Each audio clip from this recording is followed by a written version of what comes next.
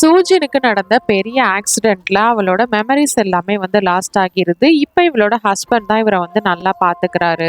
இந்த ஆக்சிடென்ட்டுக்கு அப்புறமா சூஜனுக்கு ஃபியூச்சரை பார்க்கக்கூடிய சக்தி, பர்சனை பார்த்தாலே அடுத்து அவங்க லைஃப்ல என்ன நடக்க போகுது அப்படிங்கிறத பாக்குறதுக்கூடிய சக்தி தான் இவளுக்கு வந்து கிடைச்சிருக்கு. ஆனா போக போக தான் அவ தெரிஞ்சுக்கிறா இதெல்லாம் வந்து ஃபியூச்சரை பாக்குற சக்தி எல்லாம் இல்ல, இவளோட பாஸ்ட் மெமரிஸ் தான் அப்படின்னு சொல்லிட்டு. இவளோட ஒரு பெரிய கொடுமை என்னன்னா, இவ கூட இருக்கிறது இவளோட உண்மையான ஹஸ்பண்டே கிடையாது. எதுக்காக இவ வந்து தான் தான் அவனோட ஹஸ்பண்ட் சொல்லிட்டு இவ கூட வந்து நடிச்சிட்டு இப்படி இருக்கிறான். சூஜனுக்கும் அவளோட பழைய மெமரிஸ் எல்லாம் திருப்பி ஞாபகம் வந்ததா இல்லையா அப்படின்றத ரொம்பவே ட்விஸ்டோட இந்த படத்தை வந்து சொல்லியிருப்பாங்க. இது 2021 ரிலீஸ் ஆன ரீகால்ட் அப்படிங்கிற Korean language mystery thriller movie. அதுக்கு முன்னாடி நம்மளோட சேனலை யாரெல்லாம் சப்ஸ்கிரைப் பண்ணலையோ மறக்காம சப்ஸ்கிரைப் பண்ணிக்கோங்க. நீங்க சோஷியல் மீடியாலையும் ஃபாலோ பண்ணலாம். இவளோட பேரு தான் சூஜின். இவளுக்கு வந்து ஒரு பெரிய ஆக்சிடென்ட்ல அவளோட எல்லா மெமரிஸையுமே வந்து மறந்துருப்பா. இவர் தான் வந்து இவளோட ஹஸ்பண்ட். நான் தான் அவனோட ஹஸ்பண்ட் சொல்லிட்டு அவர் வந்து சொல்றாரு. ஆனா அவளுக்கு எதுவுமே வந்து ஞாபகம் இல்லை. இவனோட பேரு ஜிஹோன். இவங்க ரெண்டு பேருமே மலை ஏறுறவங்க தான், ஹைக்கிங்ஸ் மாதிரி போவாங்க. அந்த மாதிரி போகும்போது தான் இவங்களுக்கு வந்து ஆக்சிடென்ட் ஆயிடுச்சு. சூஜனுக்கு ஆனா இது எதுவுமே வந்து ஞாபகம் இருக்காது. இவங்களோட ஃபேஸ்ல கூட வந்து அடிபட்டிருக்கும். இப்ப அது எல்லாமே கொஞ்சம் கொஞ்சமா வந்து சரியாயிடுச்சு. இவங்களை வந்து வீட்டுக்கு கூட்டிட்டு போலாம் அப்படின்னு சொல்லிட்டு டிஸ்சார்ஜ் பண்றாங்க. இவங்களை வந்து நல்லா தான் பாத்துக்கிறாரு. அதனால இவங்களுக்கு வர வழி இல்லை. எதுவுமே இவங்களுக்கு ஞாபகம் இல்லைனாலும் இப்ப வந்து இவங்க ஹஸ்பண்ட் சொல்லும் போது அதுவும் அவர் கொஞ்சம் கேரிங்கா பாத்துக்கிறாரு. வேற வழி இல்லாம இவங்க நம்பிதான் ஆகணும். இப்ப இவங்களோட அபார்ட்மெண்ட்டுக்கு இவங்க போறாங்க. அபார்ட்மெண்ட்ல இவங்களோட வீடு 10th ஃப்ளோர்ல இருக்கு. வீட்டுக்கு வந்ததுக்கு அப்புறமா அங்க ஒரு இமேஜ் இருக்கு. அந்த இமேஜுக்கு தான் நம்ம போகணும் அப்படிங்கிறது இவங்களோட ஆசை. அங்க போய் இவங்க வந்து ஹைக்கிங் பண்ணணும். இதுதான் இவங்க ஒய்ஃபோட ஆசையா இருந்தது. அதனால நம்ம சீக்கிரமா இங்க இருந்து கனடாக்கு ஷிஃப்ட் ஆகிடலாம் அப்படின்னு சொல்லிட்டு இவர் சொல்லிட்டு இருக்காரு. விஷயமா அவர் வந்து அடுத்த நாள் கனடா எம்பசிக்கு வந்து போறாரு. அப்ப அவங்க வந்து எதுக்காக நீங்க இங்க இருந்து கனடாக்கு போகணும்னு நினைக்கிறீங்க அப்படின்னு கேட்கும் போது இவரால வந்து எந்த பதிலுமே சொல்ல முடியல. அப்படியே அமைதியாவே இருந்துடுறாரு. அங்க கட் பண்ணி இப்ப நம்ம ஹீரோயினை தான் காமிக்கிறாங்க. இவங்க வீட்டுல இருந்து போர் அடிக்குது, சும்மா ஒரு வாக் போலான்னு போகும்போது 3rd ஃப்ளோர்ல ஒரு குட்டி பொண்ணு வந்து ஏறுறா. குட்டி பாப்பாவை பார்த்ததுமே ஹே ஸ்வீட்டி எங்க போறீங்க அப்படின்னு சொல்லிட்டு அவகிட்ட பேசிட்டு அவளோட பேக் ஜிப் வந்து ஓப்பன்ல இருக்கும், அதை வந்து க்ளோஸ் பண்ணி விடுறாங்க. அப்பதான் நம்ம ஹீரோயினுக்கு ஒரு விஷுவல் மாதிரி தெரியுது. பொண்ணு இந்த பக்கத்துல இருந்து அந்த பக்கம் அவனோட பாய் ஃப்ரெண்டுக்கு வந்து ஹாய் காமிச்சிட்டு ரோட கிராஸ் பண்றதுக்கு முன்னாடி ஒரு சைக்கிள்காரன் இந்த பொண்ணை வந்து கீழே இடிச்சு தள்ளி விட்டுறான். அந்த பொண்ணு சும்மா கீழே விழுந்துருது. அதுல இருந்து எந்திரிக்கிறதுக்கு முன்னாடி ஆப்போசிட்ல இருந்து ஒரு ட்ரக் வந்து அந்த பொண்ணு மேல ஏறுறது மாதிரி இவ ஒரு விஷுவலை பாக்குறா. எனக்கு ஒண்ணுமே புரியல. என்னடா இது நம்ம வந்து ஃபியூச்சரை பாக்குறோமா இல்ல என்ன அப்படின்றது எதுவுமே புரியல. சரி இந்த பொண்ணு எங்க போறான்னு பாக்கலாம் அப்படின்னு சொல்லிட்டு பார்க்கும்போது அந்த பொண்ணு ஆப்போசிட்ல வர அவனோட பாய் ஃப்ரெண்டுக்கு வந்து ஹாய் காமிக்கிறா. அதே மாதிரி தான் நடக்குது. இங்க இருந்து ரோட கிராஸ் பண்ணலாம்னு ட்ரை பண்ணும்போது ஒருத்தர் சைக்கிள்ல வந்து அந்த பொண்ணை கீழே தள்ளி விட்டுறாயிடுச்சு. எந்திரிக்கிறதுக்கு முன்னாடி கரெக்டா அந்த சைட்ல இருந்து ஒரு ட்ரக் வந்து வந்துட்டு இருக்கு. இதை பார்த்ததுமே அவ்வளவுதான், சூஜனுக்கு தூக்கி வாரி போட்டுருது. உடனே இந்த சின்ன பொண்ணை எப்படியாவது காப்பாத்தணும் அப்படின்னு சொல்லிட்டு அந்த சின்ன பொண்ணை காப்பாத்துறதுக்காக நடு ரோட்டுக்கு போறா. அந்த டைமிங்ல அவளோட ஹஸ்பண்ட் வந்து எப்படியோ அவளை காப்பாத்திடுறாரு. இவங்க ரெண்டு பேரும் இப்படி ரோட்ல கீழே விழுந்ததுனால அந்த ட்ரக் வந்து ஸ்டாப் ஆயிடுச்சு. என்னாச்சோ ஏதாச்சோ அப்படின்னு சொல்லிட்டு. ஆனா சூஜின் வந்து அந்த சின்ன பொண்ணுக்கு என்னாச்சோ அப்படின்னு பதறி போய் பாக்குறா. அவளுக்கு பெருசா எதுவும் ஆகல. அங்க இருந்து அவ பாய் ஃப்ரெண்ட் கூட கிளம்பி போயிடுறா. பார்த்ததுதான் இவளுக்கு கொஞ்சம் ரிலாக்ஸ் ஆகுது. வீட்டுக்கு வந்ததுக்கு அப்புறமா அவளோட ஹஸ்பண்ட் இருந்துட்டு எதுக்காக நீ இந்த மாதிரி வெளியில வந்த உனதான் டாக்டர் ரெஸ்ட் எடுக்க சொல்லியிருக்காருல அப்படின்னு சொல்லிட்டு அவளுக்கு வந்து டேப்லெட்ஸ் எல்லாம் கொடுக்குறாரு. தூங்கினதுக்கு அப்புறமா இவர் வந்து ஒரு மாதிரி நின்று அந்த பொண்ணையே பார்த்துட்டு இருக்காரு. அதுக்கப்புறமா வித்தியாசமா சூட்ஸ் எல்லாம் மாத்திக்கிட்டு ஒரு சூட் கேஸோட அவர் வந்து அந்த இடத்துல இருந்து ஒரு கட்டப்படாத பாதி பில்டிங்க்கு போறாரு. நேரத்துல எதுக்காக இவர் இந்த மாதிரி செய்யணும் அப்படிங்கறது தெரியல. அப்படியே கட் பண்ணி இப்ப காலையில காமிக்கிறாங்க. இந்த இடத்துல விசாரிக்கிறதுக்காக 2 டிடெக்டிவ் வந்து வந்திருக்காங்க. ஏன் அப்படின்னா இங்க இருக்கிற காப்பர் மெட்டல்ஸ் எல்லாத்தையும் யாரோ வந்து திருடி அதை வந்து காசு பார்த்துட்டு இருக்காங்க அப்படின்னு சொல்லிட்டு அந்த இடத்தோட செக்யூரிட்டி வந்து கம்ப்ளைண்ட் கொடுத்திருப்பான். அதை விசாரிக்கிறதுக்காக தான் இந்த இடத்துக்கு வந்திருப்பாங்க. வந்து மறுபடியும் இந்த சின்ன பொண்ணை பாக்குறாங்க. உனக்கு எதுவும் பெருசா அடிலாம் படலையே அப்படிங்கிற மாதிரி இந்த பொண்ணு கிட்ட வந்து விசாரிச்சுக்கிறாங்க. ஆனா அந்த பொண்ணு எதுவுமே பேசாம அப்படியே அமைதியா நின்றுட்டு இருக்கிறா. அப்ப மறுபடியும் உங்களுக்கு வந்து ஒரு விஷுவல் தெரியுது. சின்ன பொண்ணு வீட்டுக்கு போனதுக்கு அப்புறமா அந்த குட்டி பையன் இருக்கான்ல, அவன் மறுபடியும் வந்து அவங்க வீட்டுல காலிங் பெல் அடிக்கிறான். அப்படி அடிச்சதுமே அவங்க அம்மா கேஸை வந்து ஆன் பண்றாங்க. அதனால அது வெடிச்சு அந்த இடத்துல அவங்க அம்மா வந்து இறந்து போயிடுறாங்க. இந்த மாதிரியான ஒரு விஷுவல் வந்து இவங்களுக்கு தெரியுது. இன்னைக்கு என்ன பண்றதுனே தெரியல. அதனால அந்த சின்ன பொண்ணை ஃபாலோ பண்ணிக்கிட்டே போறாங்க. அப்படி போகும்போது அந்த சின்ன பொண்ணு அவங்க அம்மாவை போயிட்டு வீட்டுல போயிட்டு மீட் பண்ணிடுறா. அதுக்கப்புறமா இவங்க பாத்துட்டு இருக்க மாதிரியே அந்த சின்ன பையனும் வந்து அவங்க வீட்டுல காலிங் பெல் அடிக்கிறான். காலிங் பெல்ல பிரஸ் பண்ணதுமே அவ்வளவுதான், உள்ள வந்து கேஸ் வெடிச்சு அவங்க அம்மா வந்து இறந்து போயிடுறாங்க. இது எல்லாத்தையும் இங்க இருந்து பாத்துட்டு இருக்க சூஜனுக்கு ஒண்ணுமே புரியல. இதை பத்தி டாக்டர் கிட்ட டிஸ்கஸ் பண்ணலாம்னு சொல்லிட்டு எனக்கு வந்து ஃபியூச்சரை பாக்குற சக்தி இருக்கா அப்படிங்கிற மாதிரி வந்து கேட்டுட்டு இருக்காங்க. இல்ல அப்படிலாம் ஒண்ணும் இல்ல, உங்களுக்கு வந்து தலையில அடிபட்டதுனால உங்களோட பாஸ்ட் மெமரிஸ் அந்த மாதிரி ஏதாவது உங்களுக்கு விஷுவல் வந்துட்டு போகலாம் அப்படின்ற மாதிரி இவங்க சொல்லிடுறாங்க. சொல்றத ஒரு சீரியஸா எடுத்துக்கிட்டு இவங்க எதுவுமே செய்ய மாட்டேங்கிறாங்க அப்படின்னு சொல்லிட்டு சூஜின் வந்து ரொம்பவே அப்செட்டா வெளியில வரா. அப்ப அவளுக்கு ஒரு விஷுவல் தெரியுது. என்ன அப்படின்னா சூஜின் வந்து ஏதோ ஒரு பில்டிங்ல நின்னுட்டு இருக்கிறா. பில்டிங்கோட டாப்ல நம்ம ஹீரோயினை வந்து யாரோ ஒருத்தர் முகமூடி போட்டுட்டு அவளை வந்து கீழே தள்ளி விடுற மாதிரி வந்து அவளுக்கு தெரியுது. மாதிரி தோணுச்சுன்னா எப்படி இருக்கும், அவ்வளவுதான் ஷாக் ஆகி வெளியில வந்து பாக்குறா. இவளோட ஹஸ்பண்ட் வந்து ஒர்க்குக்கு போயிருப்பாரு. அதனால இவளுக்கு தேவையான ஃபுட் மெடிசன்ஸ் எல்லாத்தையுமே வந்து ரெடி பண்ணி வச்சுட்டு தான் போயிருப்பாரு. இவங்க திங்க் பண்ணிட்டு இருக்கும் போது இவங்க கிட்ட விசாரிக்கிறதுக்காக அந்த 2 டிடெக்டிவ் வந்து வீட்டுக்கு வந்திருக்காங்க. உங்களுக்கு எப்படி அந்த ஆக்சிடென்ட் நடந்தது, என்ன ஏது அப்படிங்கறத பத்தி விசாரிக்கதா. ஆமா, இவர் தான் உங்க ஹஸ்பண்டா அப்படிங்கிற மாதிரி சூஜினி பார்த்து கேக்குறாங்க. ஆமா அப்படின்னு சொல்லிட்டு இவங்களும் சொல்றாங்க. இப்போ ஹைக்கிங்ஸ் போகும்போது தான் இந்த ஆக்சிடென்ட் நடந்தது அப்படிங்கிற மாதிரி சொல்லிடுறாங்க. ஏன்னா இவங்களுக்கு பெருசா எதுவும் ஞாபகம் இல்லை. இப்ப மறுபடியும் அவங்க லிஃப்ட்ல போகும்போது இந்த இடத்துக்கு வந்து ஒரு பொண்ணு வரா. அவ வந்து ஸ்கூல் படிக்கிற பொண்ணு. அவ கையில வச்சிருந்த ஏதோ ஒரு ஸ்லிப் வந்து கீழே மிஸ் ஆகிடுது. அதை எடுத்து சூஜின் வந்து அந்த பொண்ணு கிட்ட கொடுக்கும் போது இப்போ ஒரு விஷுவல் வந்து இவங்களுக்கு தெரியுது. என்ன அப்படின்னா, இவங்க வீட்டுக்கு போனதுமே யாரோ ஒருத்தன் அவன் வந்து அவங்களை கொல்ல வர மாதிரி அவங்களுக்கு வந்து தெரியுது. இதை பார்த்ததுமே இந்த பொண்ணை ஃபாலோ பண்ணிக்கிட்டு அவளோட வீட்டுக்கு வந்துடுறாங்க. இதை பாரு, நீ ரொம்பவே உஷாராரு, உன்னை யாரோ வந்து கொல்ல போறாங்க அப்படிங்கிற மாதிரி அவங்க வந்து சொல்றாங்க. கொல்ல வரவனுக்கு அவனோட தாடையில ஒரு தழும்பு இருந்தது அப்படிங்கிற மாதிரி சொல்றாங்க. இப்ப வந்து வெளியில என்னமா சத்தம் அப்படின்னு சொல்லிட்டு அந்த பொண்ணோட அப்பா வந்து கதவை திறந்து பாக்குறாரு. அப்படி பார்க்கும்போது ஹீரோனுக்கு தூக்கி வாரி போடுது. ஏன்னா அந்த ஆளுக்கு தான் வந்து அவனோட தாடையில அந்த தழும்பு இருக்கு. அத்த சூஜனுக்கு எப்படி இருக்கும், தன்னோட அப்பாவே தான் பொண்ணை வந்து கொலை பண்ண போறாரா அப்படிங்கிற மாதிரி இவங்க ரொம்ப ஷாக்கிங்லேயே இருக்காங்க. இந்த பொண்ணு கிட்ட இதை பத்தி தெரியப்படுத்தி ஆகணும், இல்லைன்னா காப்பாற்றணும் அப்படின்னு சொல்லிட்டு சூஜன் என்ன பண்றாங்கன்னா, அந்த பொண்ணு போற இடத்துல எல்லாம் இவங்களும் வந்து ஃபாலோ பண்ணிட்டே வந்துட்டு இருக்காங்க. ஒரு கட்டத்துக்கு மேல நிறைய கிரௌடா இருக்கிறதுனால அவங்க அந்த பொண்ணை மிஸ் பண்ணிடுறாங்க. இவங்க அப்படி தேடிட்டு இருக்கும் போது இவங்கள தேடி ஒரு ஃப்ரெண்டு வந்து வராங்க. ஏய் சூஜன் எப்படி இருக்கு அப்படிங்கிற மாதிரி பேசுறாங்க. ஆனா இவங்க யாரு அப்படிங்கிறது நம்ம ஹீரோயினுக்கு சுத்தமா ஞாபகம் இல்ல. அதான் நம்ம ஹீரோயினுக்கு ரொம்பவே க்ளோஸ் ஃப்ரெண்டு போல இருக்கு. அது மட்டும் இல்ல, சூஜன் வந்து ஒரு டிராயிங் ஸ்கூல்ல வந்து டீச்சரா ஒர்க் பண்ணிட்டு இருந்திருக்காங்க. இதுவும் அவங்களுக்கு வந்து எதுவுமே தெரியல. உன்னோட ஹஸ்பண்ட் இப்பவாவது ஒழுங்கா இருக்கானா, உன்ன மாதிரி சண்டைலாம் போடுறது இல்லையே அப்படிங்கிற மாதிரி அவங்க ஃப்ரெண்டு வந்து கேட்டுக்கிறாங்க. இவங்களுக்கு அதை பத்தி எதுவுமே வந்து ஞாபகம் இல்லைல்ல, அதனால இப்ப எல்லாம் ஓகே தான் அப்படிங்கிற மாதிரி சொல்றாங்க. உட்காந்து பார்த்துட்டு இருக்கும் போது சூஜனுக்கு ஒரு கார்டு கிடைக்குது. இது என்ன அப்படின்னு கேட்கும் போது, உன்னோட ஹஸ்பண்ட் உன் பேர்ல நடத்தின அந்த கம்பெனி தான் அப்படிங்கிற மாதிரி அவங்க வந்து சொல்றாங்க. இதை பத்தி தெரிஞ்ச உடனே சூஜன் வந்து அந்த அட்ரஸ்க்கு போயிட்டு அந்த கம்பெனியை பத்தி பாக்குறாங்க. ஆனா அப்ப அங்க இருக்கிற செக்யூரிட்டி, இதுதான் திவால் ஆயிடுச்சேமா, இங்க பணத்தை போட்டவங்க எல்லாம் ஏமாந்துட்டாங்க அப்படின்னு சொல்லிட்டு அவர் வந்து சொல்றாரு. எல்லா வேலையும் முடிச்சுட்டு வீட்டுக்கு வரும்போது அவளோட ஹஸ்பண்ட், இவ்வளவு நேரமா எங்க போயிட்டு ஊர் சுத்திட்டு வர, அதுவும் என்னோட கம்பெனிக்கு வர நீ போயிருந்திருக்க அப்படிங்கிற மாதிரி கோவத்தோட கேட்கிறாரு. என்ன பத்தி உங்களுக்கு வந்து எல்லாமே தெரிஞ்சிருக்கு, ஆனா உங்களை பத்தி நான் வந்து தெரிஞ்சுக்க வேணாமா, நீங்க வந்து ஒரு கம்பெனி நடத்திருக்கீங்க, அதுவும் என் பேர்ல நடத்திருக்கீங்க, அது திவால் ஆயிடுச்சு, கனடா போகணும்னு வேற சொல்லிட்டு இருக்கீங்க, அதுவும் எனக்காக வேற சொல்றீங்க, நான் ஒரு ஸ்கூல்ல டீச்சரா ஒர்க் பண்ணிருக்கேன், இதை பத்தி எதுவுமே எனக்கு தெரியாது அப்படின்னு வந்து அவர் சொல்லும் போது, இல்லம்மா டாக்டர் வந்து உன் கையில அடிபட்டிருக்கு, இப்பெல்லாம் நீ டிராயிங் எதுவும் பண்ணக்கூடாதுன்னு சொன்னாரு, அதனாலதான் இதை பத்தி எல்லாம் உங்ககிட்ட எதுவும் சொல்லல அப்படின்னு வந்து இவன் சொல்றான். எனக்கு எதுவுமே புரியல, பேசாம இப்படி வாழ்றதுக்கு நான் செத்தே போயிடலாம் போல இருக்கு அப்படின்னு சொல்லிட்டு சுஜின் வந்து ரொம்பவே ஃபீல் பண்றா. டிடெக்டிவ்ஸ் எல்லாரும் அந்த காப்பர் மெட்டல் வந்து காணாம போகுது அப்படின்னு சொல்லிட்டு அந்த இடத்தோட செக்யூரிட்டி வந்து கம்ப்ளைண்ட் பண்ணிருப்பாருல்ல, அதோட சிசிடிவியை வந்து செக் பண்ணிட்டு இருப்பாங்க. அப்படி செக் பண்ணும்போது நம்ம ஹீரோவோட கார் மட்டும் தான் வந்து அந்த பக்கம் கிராஸ் ஆயிருந்திருக்கு. அதுவும் அந்த மாதிரி ஒரு மிட் நைட்ல இந்த கார் வந்து எங்க போகுது அப்படின்னு சொல்லிட்டு இவங்க பாக்குறாங்க. அந்த காருக்குள்ள இருந்தவனும் நம்ம ஹீரோ தான் அப்படிங்கறத இவங்க வந்து கரெக்டா ஜட்ஜ் பண்ணிடுறாங்க. சமயத்துல ஜீஹூன் வந்து இப்போ ஒரு வீட்டுக்கு வந்துருப்பான். அந்த வீடு வந்து ரொம்ப நாளா யூஸ் பண்ணாம பழமையா இருக்கிற மாதிரி இருக்குது. இந்த வீட்டுல வந்து எதையோ ஒண்ணு அவன் தேடிட்டு இருக்கிறான். என்ன அப்படின்னு பார்த்தா ஒரு டிராயர்ல இருந்து அவனுக்கு அவன் ஒய்ஃபோட பாஸ்போர்ட் வந்து கிடைக்குது. இது யாரோட வீடு, இந்த வீட்டுல இவங்க ஒய்ஃபோட பாஸ்போர்ட் வந்து எப்படி இருக்கு, அது இதை இப்ப எதுக்காக அவன் எடுத்துட்டு போறான் அப்படிங்கிறது எதுவுமே வந்து தெரியல. இந்த இடத்துல ஒரு ட்விஸ்ட் என்னன்னா, இப்ப நம்ம ஹீரோயினுக்கு வந்து இதுக்கு முன்னாடி அவங்க ஃப்ரெண்டு வந்து ஒருத்தவங்க மீட் பண்ணிருப்பாங்கல்ல, அவங்க வந்து இவங்களோட மிச்சம் இருக்கிற திங்ஸ் எல்லாத்தையும் பேக் பண்ணி சென்ட் பண்றேன்னு சொல்லி இருந்திருப்பாங்க. அப்ப இவங்களோட திங்ஸை வந்து பேக் பண்ணி சென்ட் பண்ணதுல இவங்க செக் பண்ணிட்டு இருக்கும் போது ஒரு புக்ல வந்து நிறைய பிக்ஸ் எல்லாமே இருக்கும். அந்த போட்டோவை பார்த்ததுமே இவங்களுக்கு பயங்கர ஷாக். ஏன்னா இவங்களோட ஹஸ்பண்ட் ஒருத்தர் சுத்திட்டு இருக்காருல்ல, அவரு கூட இவங்க இல்ல, வேற ஒருத்தன் கூட ரொம்பவே வந்து க்ளோஸா இருக்காங்க. இப்படி ஒரு பிக்க பார்த்ததுமே இவங்களுக்கு வந்து என்ன பண்றது எது பண்றதுன்னு ஒண்ணுமே புரியல. குழப்பத்தோட இப்ப வந்து அவங்க வீட்டுக்கு போலாம் அப்படின்னு சொல்லிட்டு லிஃப்ட்ல போகும்போது அந்த சின்ன பொண்ணோட அப்பா வந்து இப்ப லிஃப்ட்ல தான் பேசிட்டு வந்துட்டு இருக்காரு. என்னோட பொண்ணை அந்த கிளப்புக்கு தான் அனுப்பி வச்சிருக்கேன், நீ பாத்துக்கோ அப்படின்னு சொல்லிட்டு சொல்றாரு. இது ஆக்சுவலா அவரோட உண்மையான பொண்ணு கிடையாது, ஸ்டெப் டாட்டர் வச்சு நீங்க அவளை பாத்துக்கோங்க அப்படிங்கிற மாதிரி ஒரு போன்ல பேசுறதை கேட்டுட்டு, அவளுக்கு மட்டும் ஏதாவது ஒன்று ஆச்சு, நான் அவனை நிச்சயமா சும்மா விட மாட்டேன் அப்படின்னு சொல்லிட்டு இவங்க வந்து கோவப்படுறாங்க. இதை பார்த்தது கேட்டது உடனே இவன் என்ன பண்றான்னா, என்னவே நீ மிரட்டுறியா அப்படின்னு சொல்லிட்டு நம்ம ஹீரோயினை வந்து கழுத்தை பிடிச்சு நெரிச்சு கொல்ல பாக்குறான். இப்ப வந்து இவங்களுக்கு ஒரு விஷுவல் தெரியுது. என்ன அப்படின்னா, பின்னாடில இருந்து யாரோ ஒருத்தன் கேப் போட்டுட்டு பிளாக் சூட் போட்டுட்டு இவனை அடிச்சுக்கொண்டு அவனை வந்து சூட் கேஸ்ல வச்சு எடுத்துட்டு போற மாதிரி இவளுக்கு வந்து விஷுவல் தெரியுது. இவளோட சத்தம் கேட்டு அவளோட ஹஸ்பண்ட் வந்து அவளை காப்பாத்திடுறாரு.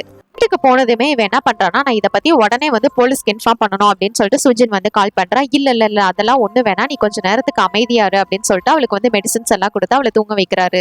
தூங்க எந்திரிச்சதுக்கு அப்புறமா அவனை பத்தியே தான் நினைச்சிட்டு இருக்காங்க. அவனால அவனோட பொண்ணுக்கு ஏதாவது நிச்சயம் ஆபத்து இருக்கும் அப்படின்னு சொல்லிட்டு 7th ஃப்ளோருக்கு கிட்ட போயிட்டு அவங்க பாக்குறாங்க. 7th ஃப்ளோர்ல தான் அந்த பொண்ணோட வீடு இருக்கும். வீட்டுக்கிட்ட போயிட்டு இவங்க காதை வச்சு என்ன நடக்குது அப்படின்னு வந்து கேக்குறாங்க. அப்ப உள்ள அந்த பொண்ணு அலறல் சத்தம் தான் வந்து பயங்கரமா கேட்டுட்டு இருக்குது. அப்ப யாரோ கதவை வர திறக்கிறாங்க. ஐயோ அப்படின்னு சொல்லிட்டு இவங்க என்ன பண்றாங்கன்னா வேற ஒரு கதவுக்கு பின்னாடி போயிட்டு ஒளிஞ்சுக்கிறாங்க. அப்ப பார்த்தா இவளோட விஷுவல்ல வந்த மாதிரியே ஒருத்தன் பிளாக் சூட் இதெல்லாம் போட்டுக்கிட்டு சூட்கேஸ்ல யாரையோ வந்து அப்படியே எடுத்துட்டு போயிட்டு இருக்கிறான். அப்படி போகும்போது அவனோட செயின் ஒண்ணு வேற கீழே விழுந்துருது. எப்படியாவது அவன் யாரு அப்படிங்கிற ஃபேஸை பாத்திரலாம் அப்படின்னு வந்து ட்ரை பண்றாங்க. ஆனா அவங்களால வந்து பார்க்க முடியல. இவன் இங்க இருந்து கிளம்புறதுக்கு முன்னாடி செக்யூரிட்டி வந்து இவனை வந்து கூப்பிட்டு இருக்கிறான். அப்படின்னு பார்த்தா உங்களோட ஒய்ஃபுக்கு வந்து ஒரு பார்சல் வந்திருந்தது. அந்த பார்சல் அவங்க வந்து லிஃப்ட்ல விட்டுட்டு போயிட்டாங்க அப்படின்னு சொல்லிட்டு அந்த ஃப்ரெண்ட் அனுப்பின பார்சலை வந்து இப்ப இவன் கிட்ட கொடுக்குறாரு. இந்த பார்சலை வாங்கி உள்ள வைக்கும் போது பின்னாடி வந்து ஒரு பெரிய சூட்கேஸ் இருக்கிறதையும் அந்த செக்யூரிட்டி வந்து கவனிக்கிறான். ஹீரோ வந்து இது என்ன பார்சல் இவளுக்கு யாரும் சென்ட் பண்ணிருப்பா அப்படின்னு சொல்லிட்டு ஓபன் பண்ணி பார்க்கும்போது அதுல வந்து இதுக்கு முன்னாடி ஒருத்தவங்க கூட நெருக்கமா இருந்தாங்கல்ல அந்த பிக்சர்ஸ் எல்லாமே வந்து இருக்கு. இது எல்லாத்தையும் பார்த்துட்டு இது எல்லாத்தையும் அவ பார்த்துட்டாளா அப்படிங்கிற மாதிரி இவன் கொஞ்சம் டென்ஷன் ஆகுறான். அடுத்த நாள் இவங்களுக்கு ஒண்ணுமே புரியாம என்ன பண்றாங்கன்னா உடனே வேக வேகமா போயிட்டு தன்னோட ஃப்ரெண்டு கிட்ட என்னோட ஹஸ்பண்டை பத்தி நான் உங்ககிட்ட என்னெல்லாம் சொல்லியிருக்கேன் அப்படிங்கிற மாதிரி வந்து கேட்டு தெரிஞ்சுக்கிறாங்க. பெருசா ஒண்ணு நீ வந்து சொன்னதில்ல, அவரை நான் பார்த்தது கூட கிடையாது. அடிக்கடி வந்து சின்ன சின்ன சண்டைகள் வரும். ஆனா நீ லாஸ்டா என்ன மீட் பண்ணும்போது நான் வந்து டிவோர்ஸ் பண்ண போறேன் அப்படின்னு சொல்லிட்டு போனேன். அதுக்கப்புறமா தான் உனக்கு இந்த ஆக்சிடென்ட் ஆயிடுச்சு அப்படிங்கிற மாதிரி சொல்றாங்க. கேட்டுட்டு அவங்க ரிட்டர்ன் வரும்போது செக்யூரிட்டி கிட்ட வந்து என்னோட அந்த பாக்ஸ் வந்து நான் விட்டுட்டு போயிட்டேன்னு சொல்லும்போது அதை நான் நேத்தே உங்க ஹஸ்பண்ட் கிட்ட கொடுத்துட்டேனே, அது மட்டும் இல்ல அவர் எங்கேயோ நைட் நேரம் ஏதோ சூட்கேஸ் எல்லாம் எடுத்துட்டு வெளியில போனாரு அப்படிங்கிற மாதிரி சொல்றாரு. இதை கேட்டதுமே இவங்களுக்கு வந்து தூக்கி வாரி போடுது. ஏன்னா இவங்களோட விஷுவல்ல அந்த மேன் வந்து சூட்கேஸோட அந்த ஆளை கொண்டு வந்து எடுத்துட்டு போயிருப்பாங்க. அதனால ஒருவேளை இவரா தான் இருக்குமோ அப்படின்னு சொல்லிட்டு அவரோட லேப்ல வந்து இவங்க செக் பண்றாங்க. அப்படி செக் பண்ணும்போது தான் அந்த செயின் ஒண்ணு வந்து கீழே விழுந்து அவங்களுக்கு கிடைச்சிருக்கும்ல, அந்த செயின் இதே இடத்துல இருக்கு. அப்படின்னா இதை பண்ணது நம்மளோட ஹஸ்பண்ட் தான் அப்படிங்கறத அவங்க புரிஞ்சுக்கிட்டு உடனே இதை பத்தி போலீஸ் கிட்ட இன்ஃபார்ம் பண்றதுக்காக போலீஸ் ஸ்டேஷன் போயிருக்காங்க. ஃப்ளோர்ல இருக்கிற ஒரு ஆளை வந்து என்னோட ஹஸ்பண்ட் தான் கொண்டு சூட் கேஸ்ல எடுத்துட்டு போயிருக்காரு அப்படிங்கிற மாதிரி இவங்க கம்ப்ளைண்ட் பண்ணிட்டு இருக்கும் போது அவங்க ஹஸ்பண்ட் இந்த இடத்துக்கு வந்துடுறாரு. இவன் தான் அந்த கொலைக்காரன், இவனை பிடிச்சு ஜெயில போடுங்க அப்படிங்கிற மாதிரி இவங்க வந்து பதறிட்டு இருக்காங்க. இதை பாரு, உனக்கு இருக்கிற பிரச்சனைனாலதான் இந்த மாதிரி இல்யூஷன்ஸ் எல்லாம் உனக்கு தோணுது தெரியுது அப்படிங்கிற மாதிரி இவர் வந்து வா முதல்ல வீட்டுக்கு போலாம் அப்படின்னு சொல்லிட்டு சொல்றாரு.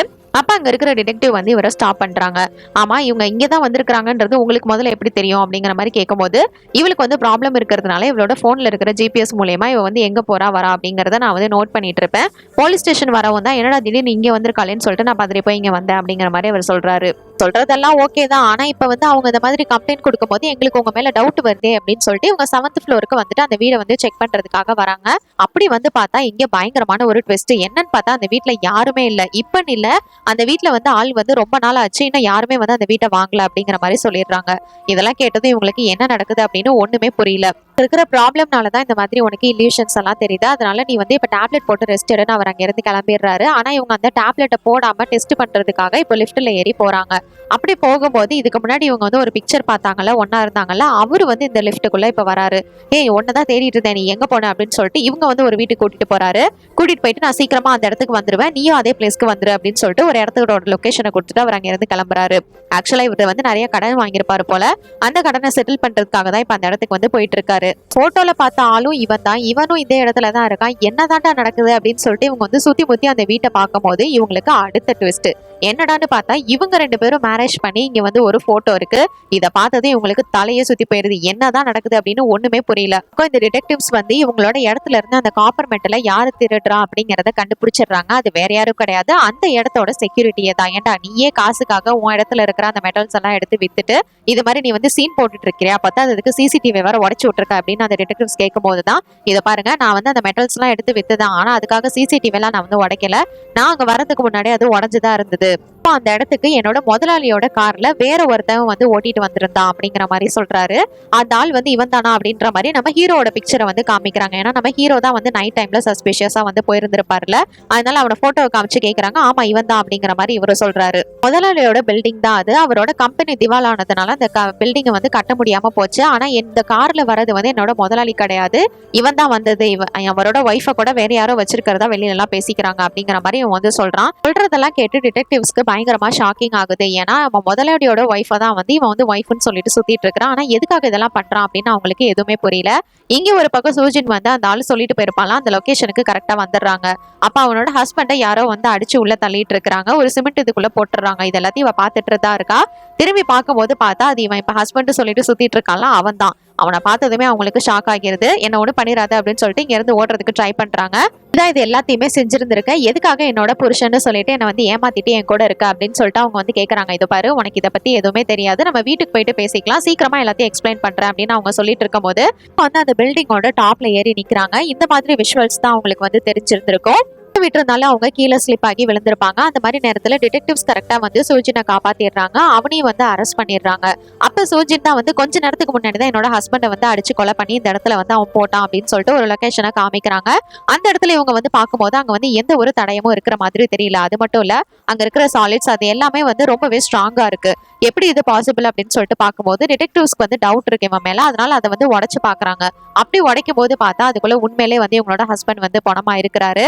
ஃபேஸை வந்து காமிச்சிருக்க மாட்டாங்க. அவனோட கையில வந்து வாட்ச் கட்டியிருப்பான். அதை தான் வந்து காமிச்சு இதை வச்சுதான் இவனோட ஹஸ்பண்ட் அப்படின்னு வந்து இவ கன்ஃபார்ம் பண்ணுவா. ஏன்னா வீட்டுல வந்து அந்த பிக்சர் பார்க்கும்போது அவனோட கையில வந்து அந்த கோல்டன் கலர் வாட்ச் இருந்திருக்கும். வச்சுதான் இவளோட ஹஸ்பண்ட் அப்படின்னு சொல்லிட்டு இங்க வந்து இவங்க கன்ஃபார்ம் பண்றாங்க. உண்மையா என்ன நடந்தது அப்படின்னு தெரிஞ்சுக்கிறதுக்காக ஜிஹூனை வந்து இன்வெஸ்டிகேட் பண்ண ஆரம்பிக்கிறாங்க. ஆமா, இப்பதான் அவங்க வந்து அந்த கொலையை பார்த்தது மாதிரி வேற இருக்குன்னு சொல்றாங்க. ஆனா இந்த கொலை நடந்து ரொம்ப நாள் ஆன மாதிரி தெரியுது அப்படின்னு கேட்கும்போது, ஆமா நான் வந்து அவனை 2-3 மாசத்துக்கு முன்னாடியே கொன்னுட்டேன் அப்படிங்கிற மாதிரி அவர் சொல்றாரு. அது மட்டும் இல்ல, இவர் வந்து ஏன் ஹஸ்பண்ட் சொல்லிட்டு சுத்திட்டு இருந்தான் அப்படிங்கிற விஷயமும் இவங்களுக்கு இப்பதான் தெரிய வருது. சூஜின் மேல வந்து இன்சூரன்ஸ் அமௌண்ட் இருக்கு, அவளை கொன்னாதான் அந்த அமௌண்ட் வந்து எனக்கு கிடைக்கும், அந்த அமௌண்ட்டுக்காக தான் நான் வந்து அவளோட புருஷனா வந்து நடிச்சிட்டு இருக்கேன் அப்படிங்கிற மாதிரி எல்லா உண்மையும் வந்து ஒத்துக்கிறாரு. இவர் உண்மையிலே யாருன்னா சூஜினோட அண்ணன் தான், வேற யாரும் கிடையாது. நீ டெய்லி நைட் ஏன் அந்த கார்ல வந்து சஸ்பீஷியஸா அந்த இடத்துக்கு போயிட்டு வந்துட்டு இருந்த அப்படிங்கிற மாதிரி டிடெக்டிவ் கேட்கும்போது, ஆமா கொஞ்ச நாள்ல கண்டிப்பா அந்த பில்டிங்கை வந்து தரமட்டமாக்கிடுவாங்க, அதுக்கு முன்னாடி அந்த பாடியை நான் வேற எங்கேயாவது டிஸ்போஸ் பண்ணி ஆகணும், அதுக்காக தான் நான் டெய்லி போய் பார்த்துட்டு வந்துட்டு இருந்தேன் அப்படிங்கிற மாதிரி சொல்றாரு. இதெல்லாம் கேட்டு இவங்களுக்கு பயங்கர ஷாக்கிங் ஆகுது. அதுக்காக நீ என்னென்னலாம் பண்ணிருக்கல அப்படின்னா, உண்மையிலே அந்த 7th ஃப்ளோர்ல இருக்கிறவங்களையும் நீ வந்து கொண்டு ஏதோ வந்து செஞ்சிருந்திருக்க, அது எல்லாமே என்னோட ஃபியூச்சர் மெமரிஸ் கிடையாது, என்னோட பாஸ்ட்டும் எனக்கு வந்து வந்துட்டு போயிருந்திருக்கு, இதெல்லாம் 3 மாசத்துக்கு முன்னாடி நடந்தது அப்படின்னா அதுவும் கண்டிப்பா பாஸ்டா தான் இருக்கணும் அப்படிங்கிற மாதிரி இவங்க வந்து விசாரிக்கிறாங்க. விசாரிக்கிறப்பதான் இதுக்கு முன்னாடி உண்மையிலே கொஞ்சம் வருஷத்துக்கு முன்னாடி வந்து அந்த 7th ஃப்ளோர்ல ஒருத்தவங்க இருந்திருக்காங்க அப்படிங்கிறது தெரிய வருது. அதுவும் வேற யாரும் கிடையாது, அது நம்ம ஹீரோவோட அப்பா தான். அவர் தன்னோட அப்பாவையே வந்து அடிச்சு கொண்டு இந்த மாதிரி பண்ணியிருந்திருக்காரு. அவர் எந்த இடத்துல புதைச்சு வச்சிருக்க அப்படின்னு இவங்க கேட்கும்போது கரெக்டா ஒரு லொகேஷன் சொல்றாரு. அங்க போய் பார்த்தா உண்மையிலேயே சூட்கேஸ்குள்ள அவங்க அப்பாவை வந்து கொண்டு அவன் வந்து புதைச்சிருந்திருக்கான். சொதப்பல்கள் நடந்திருக்கே அப்படின்னு சொல்லிட்டு சூஜின் ஃபீல் பண்ணி வந்துட்டு இருக்கும்போது அந்த சின்ன பொண்ணு மறுபடியும் வெளியில வரா. ஹே ஸ்வீட்டி, நீ நல்லா இருக்கியா அப்படிங்கிற மாதிரி இவங்க பேசிட்டு இருக்கும் போது அந்த சின்ன பையன் வந்து இவங்களோட பேரையே சூஜின் இங்க வா அப்படின்ற மாதிரி கூப்பிடுறான். ஹே பரவாயில்லையே, உனக்கும் என்னோட பேரு தானா, என்னோட பேரு சூஜின் தான் அப்படின்ற மாதிரி இவங்க வந்து பேசிக்கிறாங்க. இவங்க பேர் மட்டும் இல்லைங்க, அந்த ஆப்போசிட்ல ஒரு சின்ன பையன் இருக்கான்ல, அவனோட பேரும் நம்ம ஹீரோவோட பேரும் ஒண்ணுதான், ஜிஹூன். இவங்களுக்கு ஒண்ணுமே புரியல, இது எப்படிடா பாசிபிள் அப்படிங்கிற மாதிரி பாத்துட்டு இருக்காங்க. திடீர்னு பார்த்தா அங்க இருக்கிற 2 பசங்களையுமே வந்து காணோம். இடமே வந்து ஏதோ வித்தியாசமா இருக்கிற மாதிரி இவங்களுக்கு ஃபீல் ஆகுது. இவங்க 7th ஃப்ளோர்ல அந்த பொண்ணு எப்படி இருக்கான்னு பாக்கலாம் அப்படின்னு சொல்லிட்டு போயிட்டு கதவை தட்டுறாங்க. அப்ப அந்த பொண்ணு வந்து கதவை திறந்து வெளியில வரா. அவளோட பேட்ச்ல இருக்கிற அவ நேம வந்து பாக்குறாங்க. அதுவும் வந்து சூஜின்னு போட்டிருக்கு. இதெல்லாம் பார்த்த இவங்களுக்கு பயங்கரமா தலையை சுத்த ஆரம்பிக்குது. இவளோட வீட்டுக்குள்ள போயிட்டு பாக்குறாங்க. அப்படி பார்க்கும்போது இன்னொரு ஷாக்கிங் என்னன்னு பார்த்தா, ஆக்சுவலா இவங்க பிரசன்ட்ல 2019ல வந்து வாழ்ந்துட்டு இருப்பாங்க. ஆனா அங்க இருக்கிற கேலண்டர்ல வந்து 2003ன்னு போட்டிருக்கும். என்ன நடக்குதுன்னு தெரியாம அவங்க ரூம்குள்ள போய் பார்க்கும்போது இந்த பொண்ணு வந்து ஒரு செயினை வந்து டிசைன் பண்ணிட்டு உட்காந்துருப்பா. இந்த செயின், இந்த டாலர் செயின் தான் வந்து அவங்க ஹீரோ கிட்ட இதுக்கு முன்னாடி இருந்தது. ஆக்சுவலா இந்த பொண்ணை வந்து இந்த மாதிரி கொல்ல வரும்போது பின்னாடில இருந்து யாரோ வந்து அவங்க அப்பா வந்து அடிச்சு கொண்டுறாங்க. அது வேற யாரும் கிடையாது, நம்ம ஹீரோ தான். அண்ணனான ஜிஹூன் தான் வந்து இவளை வந்து காப்பாத்தி இருந்திருப்பான் இவங்க அப்பா கிட்ட இருந்து. இவனுக்கு வந்து அவனோட தங்கச்சி அப்படின்னா ரொம்பவே பிடிக்கும். இவன் வந்து ஸ்டெப் சிஸ்டர் தான், இருந்தாலும் இவன் வந்து ரொம்பவே பாசமா அவளை வந்து பார்த்துப்பான். இப்பதான் இவளுக்கு வந்து எல்லா விஷுவல்ஸுமே வந்து தெரிய வருது. என்ன அப்படின்னா, இவ இதுக்கு முன்னாடி பார்த்த எல்லாமே வந்து அவளோட பாஸ்ட் மெமரிஸ் தான், எதுவுமே வந்து ஃபியூச்சர் அப்படிலாம் வந்து கிடையாது. ஆக்சிடென்ட் ஆனதுக்கு அப்புறம் அவ வந்து எல்லாத்தையுமே மறந்துருப்பான். அதுக்கப்புறம் அவ பார்த்த எல்லா விஷுவல்ஸுமே இவளோட லைஃப்ல நடந்த விஷயங்கள் தான். இவ தான் சின்ன வயசா இருக்கும் போது இந்த மாதிரி ரோட் கிராஸ் பண்ணும் போது ஒரு ட்ரக் வந்து இடிக்க வந்திருப்பான். அப்ப இவங்க வந்து காப்பாத்துறதுக்காக வந்திருப்பாங்க. அந்த சின்ன பொண்ணுக்கு எதுவும் ஆயிருக்காது. இவ சின்ன வயசா இருக்கும்போது அவங்க வீட்டுக்கு போயிருக்கும் போது அவன் வந்து பெல் அடிக்கும் போது அவங்க அம்மா வந்து அந்த கேஸ் வெடிச்சு இறந்து போயிருப்பாங்க. இவளை டார்ச்சர் பண்ணி அவங்க அப்பா வந்து கொல்லணும்னு நினைக்கும் போதுதான் இவரு தான் வந்து கொண்டு அவரை வந்து சூட் கேஸ்ல எடுத்துட்டு போயிருந்திருப்பாங்க. இது எல்லாமே உங்களுக்கு விஷுவலா வந்து தெரிய வருது. இப்பதான் வந்து பாஸ்ட் தெரிஞ்சுக்கிறாங்க. இப்ப டிடெக்டிவ் வந்து 9th ஃப்ளோர்ல தான் அதே அபார்ட்மெண்ட்ல உங்க ஹஸ்பண்டோட வீடு இருக்கா, அங்க போயிட்டு பாருங்க அப்படின்னு சொல்லிட்டு சொல்லியிருப்பாங்க. அதனால இவ என்ன பண்றான்னா 9th ஃப்ளோருக்கு வந்து பாக்குறா. இதுக்கு முன்னாடி நம்ம ஹீரோ இந்த இடத்துல தான் வந்து உங்களோட பாஸ்போர்ட் எடுத்துட்டு போயிருந்திருப்பாரு. இங்க வந்து பார்த்தா அடுத்த ட்விஸ்ட். அந்த ட்விஸ்ட் அப்படின்னு பார்த்தா இவளோட ஹஸ்பண்ட் வந்து இறந்து போயிட்டதான் நினைச்சிட்டு இருந்திருப்பாங்கல்ல, அவன் உண்மையில இப்போ உயிரோட தான் இருக்கான். பேரு லீ. ஆக்சுவலா இந்த படத்தோட உண்மையான வில்லனே இவன் தாங்க. இவனுக்கு வந்து ஒய்ஃபோட இன்சூரன்ஸ் மணி வேணும் அப்படிங்கிறதுக்காக தான் இவளை கொல்றதுக்காக அவன் வந்து ட்ரை பண்ணி இருந்திருப்பான். உண்மையெல்லாம் இவங்களுக்கு தெரிஞ்சதுக்கு அப்புறம் அவன் அந்த இடத்த தள்ளி விட்டுட்டு ஒரு ரூம்குள்ள வந்து உடனே டிடெக்டிவ்க்கு தான் வந்து கால் பண்றாங்க. என்னோட ஹஸ்பண்ட் இன்னும் உயிரோட தாங்க இருக்கான், அவன் தான் இது எல்லாத்துக்குமே காரணம் அப்படிங்கிற மாதிரி அவங்க எல்லா விஷயத்தையுமே சொல்றாங்க. என்னோட அண்ணன் மேல எந்த ஒரு தப்பும் இல்லை அப்படின்னு சொல்லிட்டு ஃபீல் பண்ணி ரொம்பவே அழுதுட்டு இருக்காங்க. இப்ப டிடெக்டிவ்ஸ்க்கு என்ன பண்றதுன்னு தெரியல. அங்க ஏதோ ப்ராப்ளம்னு சொல்லிட்டு நம்ம அங்க போயிட்டு பார்க்கலாம் அப்படின்னு இங்க இருந்து கிளம்புறாங்க. ஹோனும் ஏதோ ஒரு ப்ராப்ளம் அப்படிங்கறத புரிஞ்சுக்கிறான். அப்படின்னா நம்ம தங்கச்சி வந்து பிரச்சனையில இருக்கா அப்படிங்கறத அவன் தெரிஞ்சுக்கிறான். இங்க ஒரு பக்கம் இவளை வந்து அடிச்சு போட்டுறான் இவன். அப்பதான் இவளுக்கு வந்து நடந்த எல்லா விஷயங்களையுமே வந்து சொல்லிட்டு இருக்கான். ஏன்னா அன்னைக்கு வந்து நீ இறந்துட்ட அப்படிங்கிற மாதிரி நான் நினைச்சேன், ஆனா நீ எப்படி உயிரோட இருக்க அப்படின்னு கேட்கும்போது தான் இவங்களுக்கு எல்லா விஷயங்களுமே தெரிய வருது. ஆக்சுவலா இதுக்கு முன்னாடி இந்த வீட்டுல இவ வந்து வரும்போது நான் வந்து அந்த இடத்துக்கு தான் போறேன், நீ சீக்கிரமா வந்துரு அப்படின்னு சொல்லிட்டு போயிருந்திருப்பான்ல. அது எல்லாமே இவனோட பிளான் தான். இவன் அந்த இடத்துக்கு வந்தோடனே இவளை எப்படியாவது கொண்டுட்டு அந்த பணத்தை வந்து நம்ம கடன்காரனுக்கு செட்டில் பண்ணிடலாம் அப்படிங்கறது தான் வந்து பிளான் போட்டிருந்திருப்பான். ஏன்னா இவளோட பேர்ல தான் அந்த இன்சூரன்ஸ் மணி இருந்திருக்கும். அந்த கடன்காரன் பயங்கர உஷாரு, யாரடா பணத்தை கொடுக்குறேன்னு சொல்லிட்டு ஏமாத்துற அப்படின்னு சொல்லிட்டு அந்த லீய போட்டு பயங்கரமா அடி நடிச்சு வச்சிருந்திருப்பான். இவங்க அதுக்கப்புறமா தான் இந்த பிளேஸ்க்கு வந்து வந்திருப்பாங்க. நம்மளோட ஹஸ்பண்ட் இங்க வர சொன்னாரு அப்படின்னு சொல்லிட்டு இந்த கடன்காரனும் இது என்ன கோல்டு வச்சா அப்படின்னு சொல்லிட்டு அதை வாங்கி போட்டுக்கிறான். ஆமா பணத்தை தரேன்னு சொல்லிட்டு ஏமாத்திட்டு இருக்கே, எப்பதான் தரப்போற அப்படின்னு கேட்கும்போது அந்த சான்ஸை யூஸ் பண்ணி இந்த லீ வந்து அவனை ஒரே அடியா அடிச்சு அந்த இடத்துல சிமெண்ட் தொட்டிக்குள்ள தூக்கி போட்டுறான். இதை பார்த்து இவளையும் வந்து அட்டாக் பண்ண ஆரம்பிக்கிறான். எப்படியோ கடன்காரன் ஒளிஞ்சா இப்ப இவளையும் கொண்டுட்டா நமக்கு வந்து பணம் கிடைச்சிரும் அப்படின்னு சொல்லிட்டு தான் இவன் வந்து அதை செஞ்சிருப்பான். அப்ப கரெக்டா வந்து அவளை ஒரே அடி அடிச்சு மட்டையாக்கிடுறா. இதை தெரிஞ்சதுமே அவ வந்து ரொம்பவே ஃபீல் பண்றான். நம்ம ஒருத்தரை கொண்டுட்டோமா, இப்ப நம்ம என்ன செய்ய போறோம் அப்படின்னு சொல்லிட்டு அவ ரொம்ப டிசப்பாயிண்டா இருக்கும்போது அவங்க அண்ணனுக்கு தான் வந்து கால் பண்றா. கால் பண்ணி நடந்த எல்லா விஷயங்களையுமே அவ சொல்லிடுறா. அந்த இடத்துக்கு அவங்க அண்ணனும் வந்துடுறான். நீ ஒன்னும் கவலைப்படாத, அமைதியாரு அப்படின்னு சொல்லிட்டு இவன் என்ன பண்றான்னா, இவ அடிச்சு போட்டிருப்பால இல்லையா, அதை தூக்கி மறுபடியும் அவனை தூக்கி சிமெண்ட் தொட்டிக்குள்ளே வந்து போட்டு விட்டுறான். அவன் இன்னும் முழுமையா செத்துருக்க மாட்டான், மயக்கத்துல தான் இருந்திருப்பான். அது வந்து இவங்களுக்கு பெருசா தெரியாது. இவன் தூக்கி போட்டுட்டு பின்னாடி திரும்பி பார்க்கும்போது இவன் என்ன பண்றான்னா, அந்த பார்டர் அந்த எட்ஜில் வந்து நின்றுட்டு இருந்திருப்பா.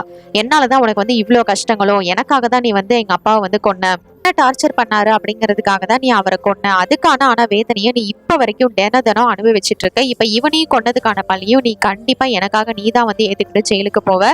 இதுக்கப்புறமும் நான் வந்து உனக்கு வந்து தொந்தரவா இருக்க விரும்பலன்னா அம்மா இருந்தா கூட என்ன இப்படி பாத்துக்க மாட்டாங்க அப்படின்னு சொல்லிட்டு அவன் மேல இருந்து கீழே குதிச்சிடுறா. ஹைட்ல இருந்து விழுந்து அவ நிச்சயமா இறந்து போயிருப்பா. ஆனா கீழே வந்து மணல் மூட்டை இருந்ததுனால அவளுக்கு வந்து பலத்த காயம் ஏற்பட்டிருக்கும். இதை வந்து எப்படியாவது காப்பாத்தணும் அப்படின்னு சொல்லிட்டு அவன் தோல்ல தூக்கி போட்டுட்டு அப்படியே அழுதுகிட்டு அங்க இருந்து ஓடுவான் பாருங்க. அந்த சீன் பாக்குறதுக்கே அவ்வளோ எமோஷனலா இருக்கும். இந்த டைமிங்ல கரெக்டா அந்த லீ இவங்க வந்து கொண்டு போட்டதான் நினைச்சிட்டு இருக்காங்களா, அவன் வந்து மயக்கத்துலதான் இருந்திருப்பான். இப்ப வந்து கண்ணு முழிச்சிடறான். கண்ணு முழிச்சிட்டு வெளியில எந்திரிச்சு வந்து பார்க்கும்போது இது மாதிரி அண்ணக்காரன் தங்கச்சியை தூக்கிட்டு போயிட்டு இருக்கிறதையும் அவன் வந்து பாத்துறான். ஆக்சிடென்ட்க்கு அப்புறமா தான் அவளுக்கு எல்லா மெமரிஸையுமே வந்து மறந்து போயிருப்பா. அதுக்கப்புறம் இந்த கனடாக்கு அவளுக்கு வந்து போகணுங்கிறது சின்ன வயசு ஆசை, அதுதான் வந்து அவன் சொல்லிட்டே இருந்திருப்பான். அதே மாதிரி இவங்க ஹஸ்பண்டை எதுக்காக கொன்னா அப்படிங்கிற விஷயத்தையும் வந்து சொல்லியிருக்கவே மாட்டான். நான் தான் பண்ணேன், காசுக்காக தான் பண்ணேன் அப்படின்ற மாதிரி சொல்லிடுவான். ஏன்னா இந்த விஷயம் வெளியே வந்ததுன்னா அவளுக்கு தான் பிரச்சனை அப்படிங்கிறதுனால தான். இப்ப எல்லா உண்மையும் தெரிஞ்சு இவனை வந்து விட்டுறாங்க. வந்து கிளம்பி நேரா அந்த அபார்ட்மெண்ட்டுக்கு தான் அவன் வந்து வரான். ஏன்னா நிச்சயமா அவனால தன்னோட தங்கச்சிக்கு பிரச்சனை இருக்கு அப்படிங்கறது அவனுக்கு தெரியும். டிடெக்டிவ்ஸும் வந்துட்டு இருக்காங்க. அந்த கேப்ல இவன் என்ன பண்றான்னா, நீ இந்த இடத்துல எரிஞ்சு சாம்பலா போ அப்படின்னு சொல்லிட்டு அந்த வீட்டை கொளுத்தி விட்டு வெளில வரும்போது கரெக்டா அவங்க அண்ணன்காரன் வந்துடுறான். டே என்னோட தங்கச்சி என்னடா பண்ண அப்படின்னு சொல்லிட்டு அவன் வந்து அடிச்சிட்டு இருக்கும் போது இவன் வந்து கையில கத்தி வச்சிருந்திருப்பான் இல்லையா, அவங்க அண்ணனை வந்து வயிற்றுலேயே குத்திடுறான். லீ வந்து ஜீஹூன் சும்மா இருக்கிற மாதிரி இல்ல, அவனை எதிர்த்து சண்டை போடும்போது கரெக்டா டிடெக்டிவ்ஸ் வந்து லீயை வந்து பிடிச்சிடுறாங்க. இவன் உள்ள வந்து அப்படியே கத்தி குத்தோட ரத்தம் சொட்ட வந்து உள்ள வந்து பாக்குறான். வந்து பார்த்தா ஃபுல்லா வந்து நெருப்பு எரிஞ்சிட்டு இருக்கு. ஜி நீ எங்க இருக்க அப்படின்னு சொல்லிட்டு அவன் வந்து கத்திட்டு இருக்கிறான். ஒரு இடத்துல அவ வந்து இந்த புகை மூட்டத்தினால மயக்கமாக்கி இருக்கா. எப்படியாவது அவளை எழுப்பிட்டு இங்க இருந்து வெளில கூட்டு போனோம் அப்படின்னு சொல்லிட்டு அவன் ட்ரை பண்றான். ஆனா ஃபுல்லா சுத்தி நெருப்பா இருக்கனால இவங்களால வெளியில போக முடியல. இப்ப அவ கண்ணு முழிச்சதும் பயங்கரமா ஃபீல் பண்ணி அழுதுட்டு இருக்கா.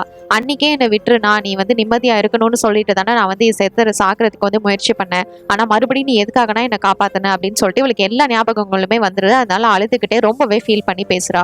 ஒன்றும் இல்லம்மா பாத்துக்கலாம் அப்படின்னு சொல்லிட்டு அவன் பேசிக்கிட்டே அந்த இடத்துல வந்து நெருப்பு வந்து பிளாஸ்ட் ஆக போகுது. அதனால அவளை அப்படியே பிடிச்சிக்கிட்டு படுத்துறான். இப்போ இது நடந்து கொஞ்ச நாளைக்கு அப்புறம் காமிக்கிறாங்க. இவ இப்பதான் ஹாஸ்பிட்டல்ல வந்து ரெக்கவரி ஆகுறா. என்னோட அண்ணன் எங்க அப்படின்னு கேட்கும்போது டிடெக்டிவ்ஸ் வந்து அவர் அந்த இடத்துல அந்த நெருப்பு அணையிற வரைக்கும் உங்களோட உயிரை காப்பாத்துறதுக்காக அவரோட உயிரை வந்து தியாகம் பண்ணிருக்காரு அப்படிங்கிற மாதிரி சொல்லிட்டு ஒரு பாக்ஸையும் வந்து கொடுத்துட்டு போறாங்க. இதை கேட்டதுமே அவ்வளவுதான், அவங்களுக்கு எவ்வளவு எமோஷனலா இருந்திருக்கும். ஏன்னா சின்ன வயசுல இருந்தே தன்னோட அண்ணன் தான், இத்தனைக்கும் வந்து அவர் ஸ்டெப் பிரதர் தான், அவர் வந்து அவ்வளோ பாசமா பார்த்துட்டு இருந்திருப்பாரு. ஓப்பனிங்ல இவர் வந்து கனடா எம்பசிக்கு போயிருக்கும் போது இங்க எதுக்காக வந்து இந்த இடத்துக்கு போகணும்னு நினைக்கிறீங்க அப்படின்னு கேட்டிருந்திருப்பாங்கல்ல. அப்ப இவர் வந்து சொல்லியிருப்பாரு, நான் வந்து சின்ன வயசா இருக்கும் போது என்னோட தங்கச்சிக்கு வந்து ஒரு இமேஜை கொடுத்தேன். ஆனா நாங்க பெரிய வயசா இருக்கும் போது கூட நீ கொடுத்த இமேஜை நான் இன்னும் பத்திரமா வச்சிருக்கேன் பாத்தியா, நம்ம கண்டிப்பா இந்த இடத்துக்கு வந்து ஹைக்கிங் போகணும் அப்படின்ற மாதிரி வந்து சொல்லியிருந்திருப்பா. நம்ம சின்ன வயசுல சும்மா கொடுத்த பிக்சரையே இவ வந்து இவ்வளவு நாள் பத்திரமா வச்சிருந்திருக்கா. சோ கண்டிப்பா இதுக்காக நம்ம கனடா போகணும் அப்படிங்கிறது தான் இவனோட லட்சியமே. அதனாலதான் வந்து கனடாக்கு போகணும் அப்படிங்கிற மாதிரி வந்து சொல்லியிருந்திருப்பான். இமேஜும் அந்த பாக்ஸ்ல வந்து இருக்கும். அப்புறம் அதை பார்த்ததுமே அவங்களுக்கு அவ்வளவுதான் எவ்வளவு ஃபீலிங்ஸா இருக்கும், ரொம்பவே ஃபீல் பண்ணி அழுதுட்டு இருக்காங்க. நல்லா ரெக்கவரி ஆனதுக்கு அப்புறமா இவங்களோட ஆசைப்படியே கனடால இருக்கிற அந்த இமேஜ் அந்த பிளேஸ்க்கு வந்து இவங்க போறாங்க. கூடயே தன்னோட அண்ணனும் இருக்கிற மாதிரி அவங்களுக்கு வந்து கற்பனை பண்ணிக்கிறாங்க. அப்புறம் இந்த படத்தோட கதையும் முடியுது. இதுல வந்து ஒரு கிரெடிட் சீன் காமிச்சிருப்பாங்க. இந்த மேரேஜ் பிக்சர் வந்து இவங்க 2 பேரும் ஒண்ணா இருக்கிற மாதிரி இருந்ததுல அது எப்படி எடுத்திருப்பாங்கன்னா, ஃபர்ஸ்ட் மாப்பிள்ளை வீட்டுக்காரவங்க எல்லாரும் ஒண்ணா இருங்க அப்படின்னு சொல்லிட்டு ஒரு போட்டோ எடுத்திருப்பாங்க. அடுத்ததா பொண்ணு வீட்டுக்காரங்க நில்லுங்க, அவங்கள வச்சு ஒரு போட்டோ எடுக்கலாம் அப்படின்னு வந்து சொல்லும்போது இவளோட அண்ணா மட்டும் தான் நிப்பாங்க. போட்டோகிராஃபரே கேட்பாரு, என்னங்க நீங்க மட்டும் தானே அப்படின்னா, ஆமா என்னோட தங்கச்சிக்கு நான் மட்டும் தான் அப்படின்னு சொல்லிட்டு அவர் வந்து நிப்பாரு. அப்பதான் மாப்பிளையும் இந்த சைடு தான் நிப்பாங்க, அதனால நீங்க இந்த சைடு வந்து நில்லுங்க அப்படின்னு சொல்லிட்டு இவங்க 2 பேரையும் ஒரு போட்டோ எடுத்திருந்திருப்பாங்க. இந்த போட்டோவை தான் அவர் அவரோட ரூம்ல வந்து மாட்டி வச்சிருந்திருப்பாரு. என்னோட சின்ன வயசுல இருந்தே ஸ்டெப் சிஸ்டர் மேல ரொம்பவே பாசமா இருந்த இவரு அவளை டார்ச்சர் பண்றாரு அப்படிங்கிறதுக்காக இவளோட அப்பாவையே அவர் வந்து கொண்டிருக்காரு. அது மட்டும் இல்ல, பணத்துக்காக இவளை கொல்லணும் அப்படின்னு நினைச்சு இவளோட ஹஸ்பண்ட் கிட்ட இருந்து இவளை காப்பாத்தி இருக்கிறாரு. எல்லாத்தையும் அவங்க வந்து மறந்ததுனாலதான் இவ்வளவு குழப்பமே. பயங்கர ட்விஸ்டோட இந்த படத்தை வந்து கொண்டு போயிருக்காங்கல்ல. இந்த படத்தை பத்தி நீங்க என்ன நினைக்கிறீங்கன்னு என்னோட கமெண்ட் செக்ஷன்ல ஷேர் பண்ணிக்கோங்க. இது மாதிரி வேற ஏதாவது படத்தை பத்தியோ சீரிஸ் பத்தியோ நான் பேசணும்னு நினைச்சாலும் மறக்காம கமெண்ட் செக்ஷன் லீவ் பண்ணுங்க. டாடா பாய் ஃப்ரம் உங்கள் தமிழ் பொண்ணு.